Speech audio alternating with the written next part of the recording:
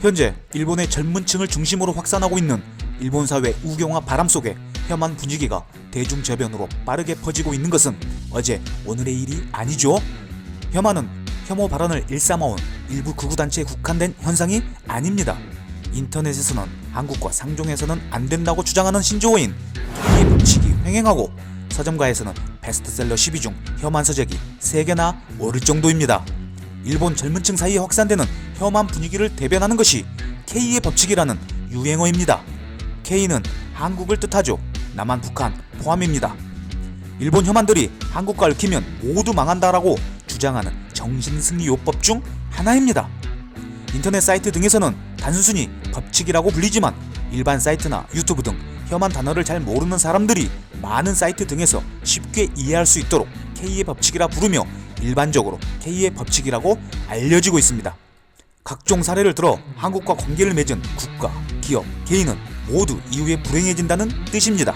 처음 등장한 2000년대 후반에는 빠르게 성장하는 한국 제조업과 달리 일본 대기업들이 세계 무대에서 맥없이 무너지자 과거 자신들에게 받은 기술에 역공을 당하고 있다는 내용이 중심이었죠. 현재는 모든 부분에서 한국과 경쟁에서는 이길 수 없다는 내용입니다. 이 법칙은 절대 법칙과 기타 제법칙으로 이루어져 있는데 한번 보면 실소를 금할 수 없습니다.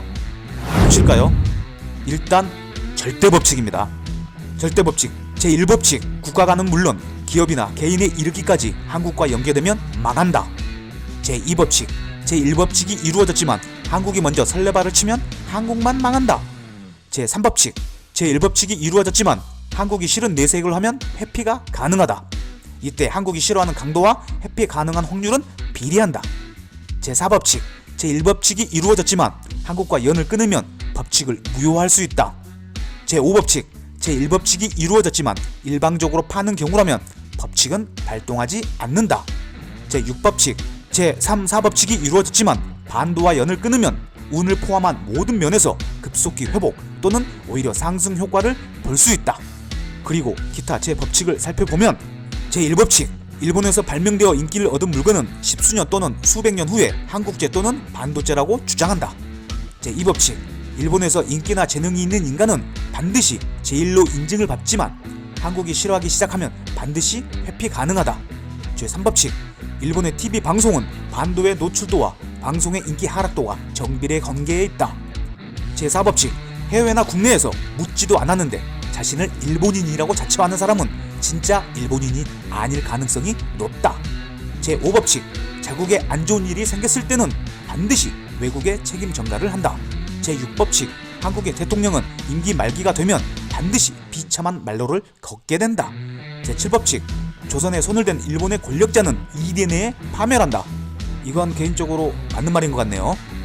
제8법칙 법칙의 위력은 60년을 주기로 강해지는 경향이 있다. 제9법칙 만약 반도인이라고 하더라도 마음이 일본인이라면 법칙이 발동한다.